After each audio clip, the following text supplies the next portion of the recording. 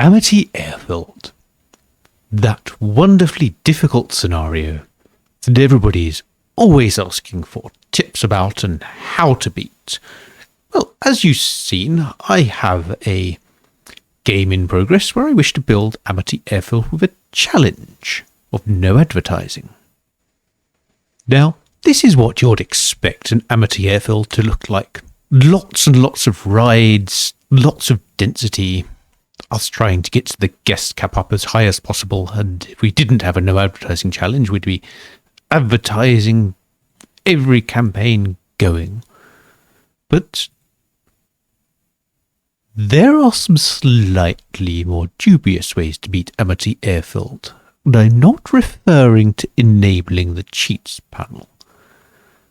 Let's have a look at other ways.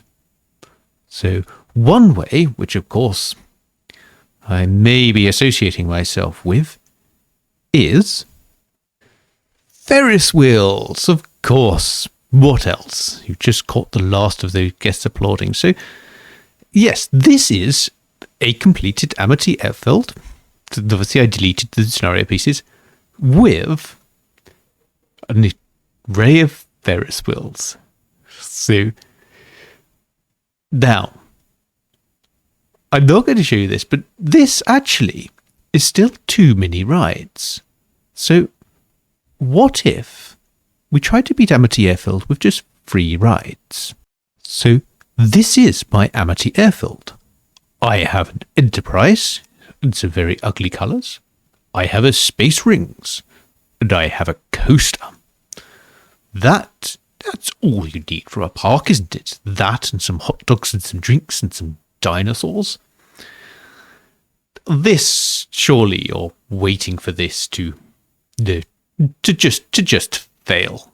Being guests to be annoyed at those stupidly long queue lines and there just to not be enough rides and just run out of money. Well indeed. Here we are, sometime later, in the same park. Just to prove it is the same park, I've not built a secret park around the edges. I have not touched the cheat menu either. It is exactly the same park, give or take a little bit of theming because I had some spare cash. And if I now click unpause,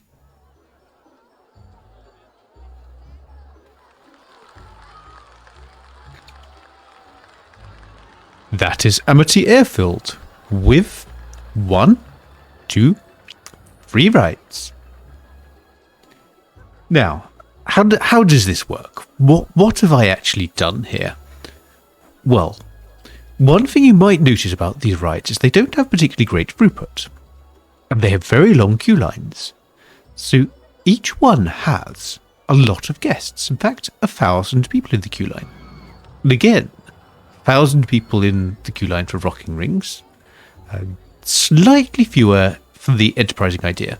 That's only that this was a very intense ride, so this is my first attempt at a free ride Amity. Sure, I could build a much more optimized one. For example, the queue lines could probably be a bit shorter.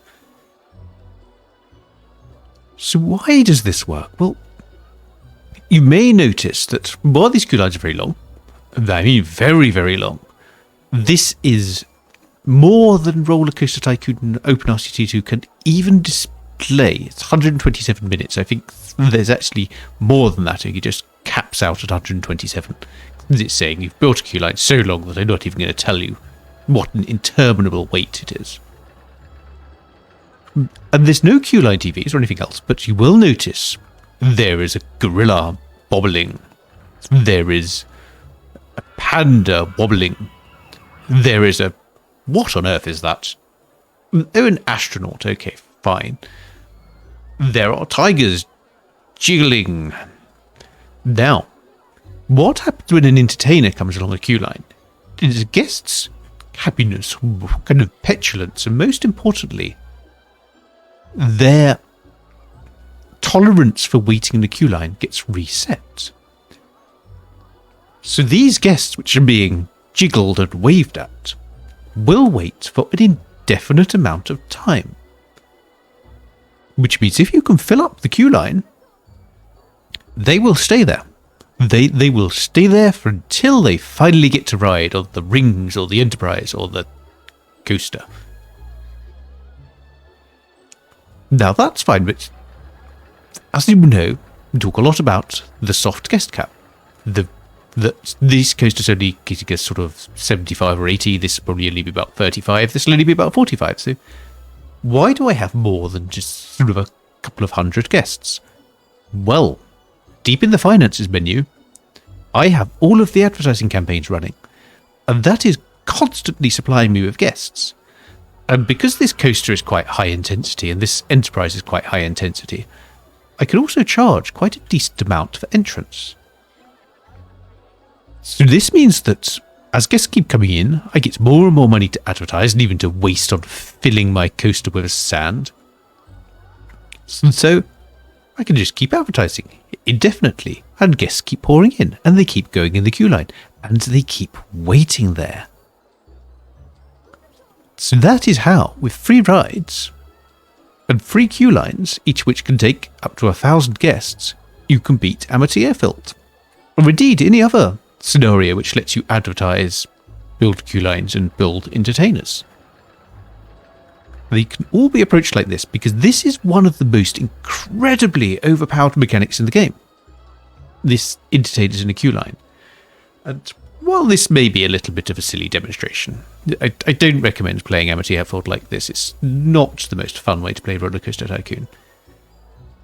It can be used, for example, if you have a very crowded area of your park, then you stick down a popular ride with a long queue line and set some entertainers to patrol it. What you would have from that is you would have essentially a queue line which just soaks up guests. You won't have crowding problems on the paths. So there is a moral to this, other than Timberwolf completes Amity Airfield in a very silly way, which is there's an incredibly powerful mechanic which I don't see that many people using. These entertainers press queue lines. They do have a purpose.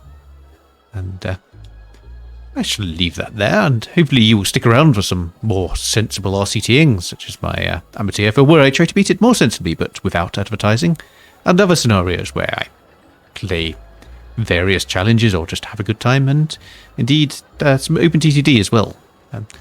At any of those things, I shall see you in a future video.